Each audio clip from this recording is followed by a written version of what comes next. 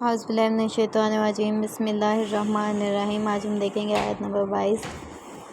اس میں کیا ہے اور اس کا ترجمہ دیکھتے ہیں۔ اور نکاح میں نہ لاؤ جن عورتوں کو نکاح میں لائے تمہارے باپ، مگر جو پہلے ہو چکا ہے، یہ بے حیائی ہے اور کام ہے غضب کا اور برا چلن ہے۔ اس میں ہے کہ جو لوگ پہلے سے نکاح میں آ چکے ہیں نا، مطلب کہ جو تمہارے باپ کے نکاح میں ہے یا جس سے تمہارے باپ نے صحبت اختیار کیا، اس سے نکاح نہ کرو، کیونکہ اگر ایسا کرتے ہو تو یہ بے حیائی کا کام ہے، غضب کا کام ہے اور برا کام ہے۔ اور پھر آگے اس کی تشریح بیان کی گئی ہے۔ اس میں نا 4 قسم کی مطلب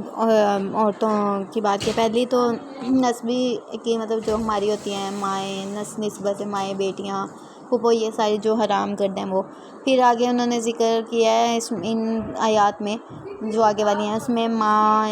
وہ رضائی مائیں جو ہیں وہ ان کے بارے میں ذکر کیا ہے، وہ کیا ہوتی ہیں، یا اس طرح سے ان کی بہنیں یا حقیقی ماں کا جس کا دودھ پیا ہو، مطلب اس نے تمہاری کسی اور نے، رضائی ماں کی بیٹی نے یا ویسے کسی نے، تو وہ بھی تمہاری بہن ہوگی، اور رضائی ماں بھی تمہاری ماں ہوگی، اس کا ذکر کیا گیا ہے۔ پھر جو تمہاری بیوی کی مطلب جو تمہاری ساس ہوگی، بیوی کی ماں ہوگی، وہ اس کا اور اس کی بیٹیوں کا مطلب ذکر کیا ہوا ہے۔ اور پھر اس کے آگے ذکر ہے کہ جو شوہر والی عورتیں، مطلب جو پہلے دارالحرب میں تھی لیکن بعد میں وہ دارالاسلام میں آ گئی ہیں، تو ان کے شوہر سے انہیں طلاق ہو گئی ہے، تو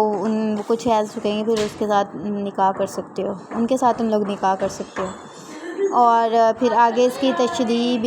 بیان کی گئی ہے کہ جس سے نکاح حرام ہے، جن سے نکاح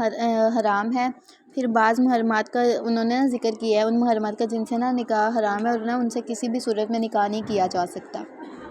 جو ہوتا ہے نا اس میں آ جاتا ہے انہیں نا محرمات ابدیہ کہا جاتا ہے، جن سے نکاح نہیں ہوتا، اور جن سے کسی صورت میں نکاح ہو سکے مطلب ہو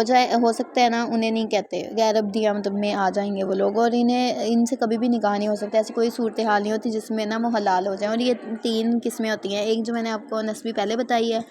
اور پھر رضائیت اور بالمعاصرہ جو ہوتے ہیں نا وہ ابدیہ ہوتی ہے۔ آخر کی جو ایک قسم ہوتی ہے نا، وہ جو ہوتی ہے نا غیر ابدیہ ہوتی ہے، مطلب ان سے نکاح ہو سکتا ہے۔ جیسے اس نے اپنے شوہر سے، مطلب وہ شادی شدہ تھی جو دارالحرب میں تھی، لیکن وہ بعد میں اسلام میں آ گئی ہے، اس کے شوہر نے اسے طلاق دے دی ہے، جس بھی طرح سے ہے کچھ حیض انتظار کرنے کے بعد ہم ان سے نکاح کر سکتے ہیں، وہ جائز ہے، لیکن ویسے نہیں ہم کر سکتے، اس لیے وہ ان سے نکاح ہو جاتا ہے۔ اور جہالت کے زمانے میں اس میں سے کوئی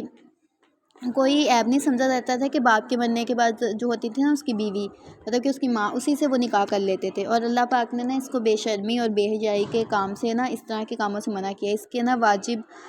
ہونے، اللہ تعالیٰ نے کہا تھا کہ اگر مطلب اللہ تعالیٰ اس کام سے ناراض ہوتے تھے کہ اللہ تعالیٰ نے کہا تھا کہ اگر یہ بے شرمی کا کام ہے جو پہلے ہو چکا ہے وہ تو ہو چکا ہے، لیکن بعد میں سورہ میں بتا دیا کہ اس کام کو نہ کیا جائے، اور یہ خدا پاک کی جو نا ناراضگی کا سبب بھی بنتا ہے، اور یہ کسی اخلاق کی نا موت بھی ہے، اور کردار کی مطلب کہ خوبی بھی ہے۔ مطلب ایک انسان ہے جس نے اپنے بچپن سے مطلب کہا ہو کہ یہ میری ماں ہے، لیکن جب باپ کی ڈیتھ ہو جائے وہ اسی سے نکاح کر لے، تو یہ اللہ نے اسے بے حیائی کہا ہے کہ یہ ایک بے حیائی ہے، جس کو نا ایک عرصے تک مطلب ماں کا، اور اس کے بعد باپ کی ڈیتھ کے بعد اسی کو بیوی بنا لیا۔ پھر ایک آگے نا انہوں نے ایک مسئلہ جو بتایا ہے وہ میں بیان کر دیتی ہوں کہ جو ہے نا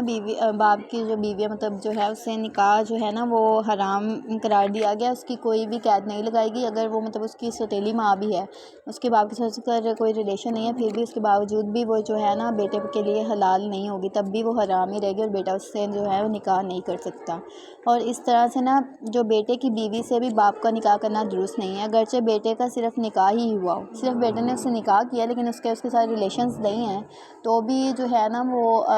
جو باپ ہے وہ بیٹے کی بیوی سے نکاح نہیں کر سکتا۔ اور ایک اور مسئلہ آگے بیان کیا گیا ہے، اس میں چھوٹا سا ہے کہ اگر باپ نے کسی عورت سے زنا کر لیا ہو تو بھی بیٹے کو اس عورت سے نکاح کرنا حلال نہیں ہے، اس صورت میں بھی جو بیٹا ہے وہ اس عورت سے نکاح نہیں کر سکتا، اس کے لیے جائز نہیں ہوگا۔ یہاں پہ ہماری آیت ختم ہوتی ہے، انشاءاللہ کل اگلی آیت کے سامنے بات ہوگی۔ اللہ حافظ۔